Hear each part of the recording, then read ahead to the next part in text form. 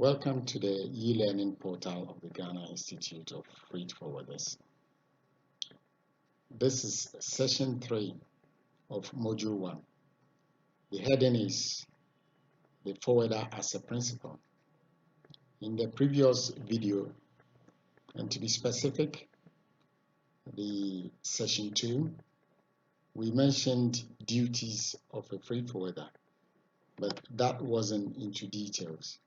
In this session, I'll go into details, the duties of a forwarder, the liabilities forwarders face when they act as principals, the insurance cover, and professional faults and mistakes.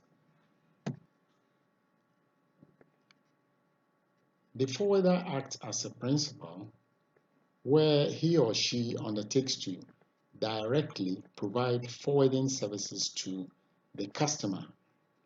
For example, in their function as a consolidator or a transportant, their function is direct. A principal acts on his or her own behalf, and as such is directly responsible for his or her own actions, as well as others he contracts to act on their behalf. That refers to third parties that forwarders acting as principals may contract.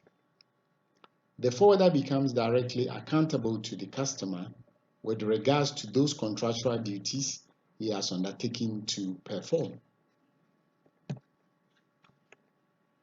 When a forwarder issues a house bill of lading, then it means the forwarder is acting as a carrier, and as such, they bear the responsibilities of the transport.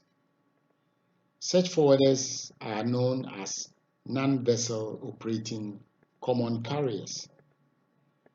The forwarder in this way, therefore, becomes liable to the customer for any breach of their contractual obligations. In all, there are 3 types of liabilities that forwarders face when they act as a principal. First, they face a liability in tort. Second, they face a liability based on contract, which is also called the vicarious liability. And third, they face criminal and statutory liability. I'll explain each of these 3. Liability in tort is simply a civil wrong, a wrongful act or omission for which damages can be obtained in a civil court by the person that is wronged. That is what tort means. The type of tort which usually is encountered in transportation business is negligence, and is simply carelessness amounting to the culpable breach of a duty. There are 3 conditions that must be met.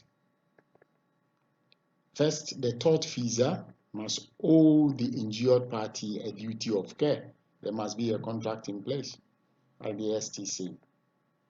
That duty of care must be breached, and then that breach must cause damage. Otherwise, there will be no need to resort to a court for the tort. The second type of liability is vicarious liability, or liability based on contract. Legal liability imposed on one person for tort or crimes by another. Example, when an employee of a forwarder or staff is liable, it becomes a vicarious liability. The person made vicariously liable is usually not personally at fault. The forwarder, who may be vicariously liable, may not be personally at fault, but it may simply be their employee or a third party who performs a duty on behalf of their principal. Vicarious, just means acting or doing something for another.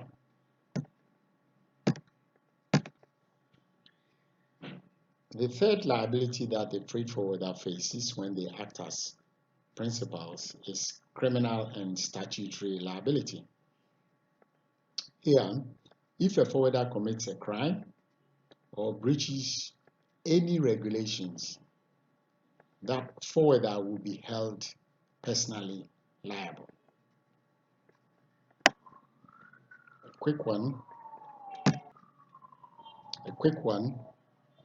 The three types of liabilities that freight forwarders face when they act as principal are: 1. Liability in tort; 2. Liability based on contract or vicarious liability; and 3rd, criminal and statutory liability.